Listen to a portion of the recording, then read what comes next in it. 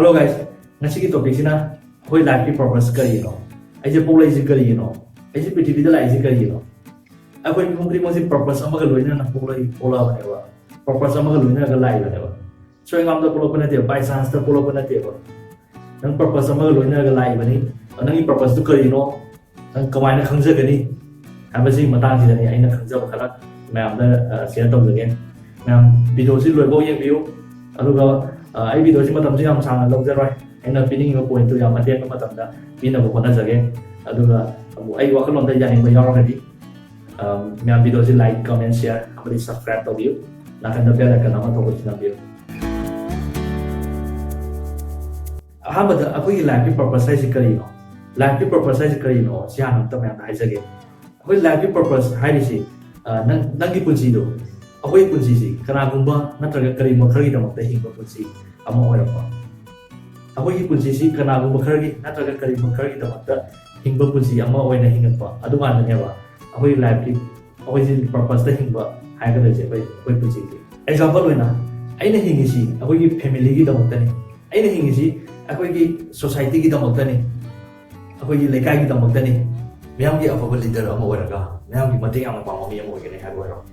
नत्रगा आई हिंगिसी आंगासी की दमकतानी आंगां youth ma'am की रोल मॉडल अमा ओइरगा अफब थो मैम तौरगा आंगांसिंबु सेमकने हाबो लबिदा सेमकने हाबो रो नत्रगा आई हिंगिसी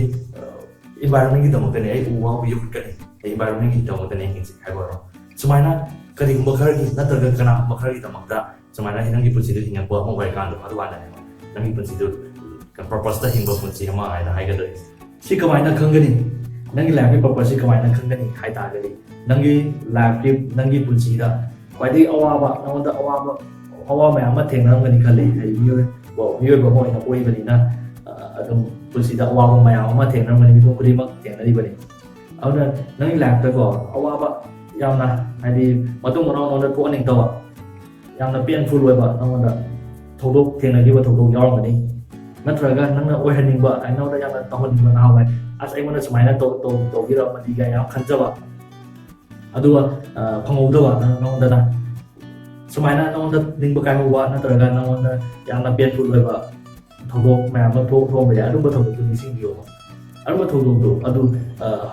हौदि हौजि कनाबा खरि पुसिदा थोमस यारि नत्रगा अंगांग कई पुसिदा थोलपस यारि अदुबा मैम दो अदु हौजिकी तुंगदा थोलपा मखैदा अदु कनाबा दैदि थोकलवाय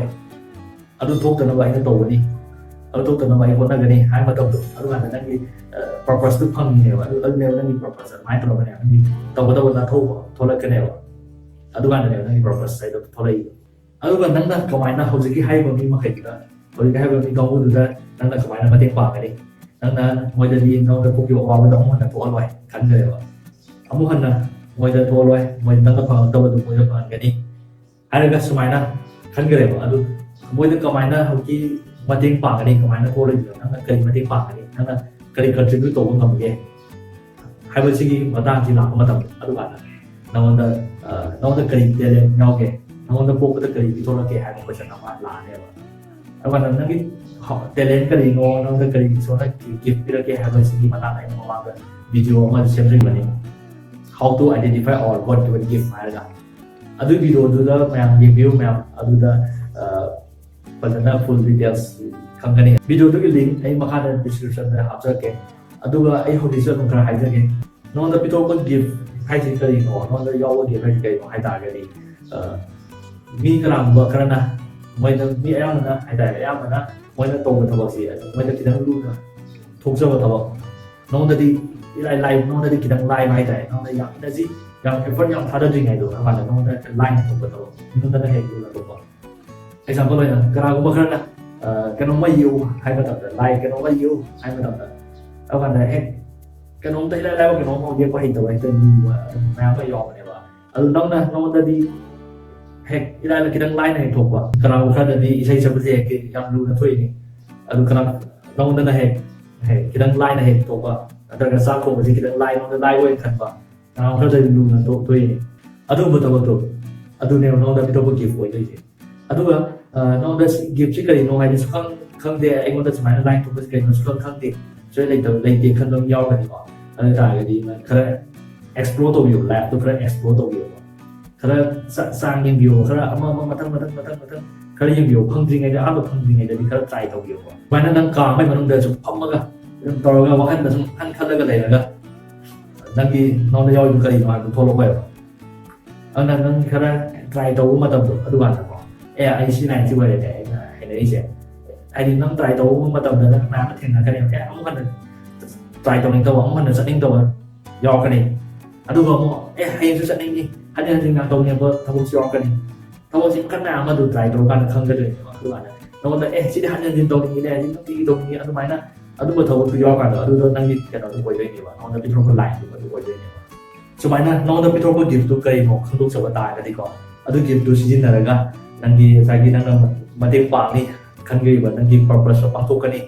นั่งในซุ่มเบอร์เคยดูมาตุ้งอ่างเคยจะดีน้องเราว่าเทียงกี่เทียงนั่งรวยไอ้คันกี่วันกองวุฒิกรุ๊ปตัวดูแต่นั่งนะมาเทียงดูไลน์น้ำปังว่างันมาด้วยเนี่ยว่าสมัยนั้นนั่งกินน้องกินเตลตัวสินั่งมาตายกันนี่อันนั้นแม่เอาไว้กิน lab กิน purpose ตัวเอาไว้ใช้กิน lab กิน purpose ตัวคนงานเริ่มข้างลูกมาตายกันดีอะไรดีแกมข้านั่นกันนี่เอาคนแมวเอามันเอามากินแต่มันจะหิงบุกซีเวมาตายกันดีวะamana amagi da ta pula himi na bo ita na di ko mya te pula pham na ga ne aduna akoi mya life ki purpose tu kari mo hai bu khang do mi na ga to si aduga akoi mya amana amagi da ta punna himi na si ma'am si matang si da video si lo sin jar ge ma'am ai wa khalo si da yani ko yaw ga di like comment share subscribe to view amadi bell icon la to ko si na bio ma'am matang video dong thena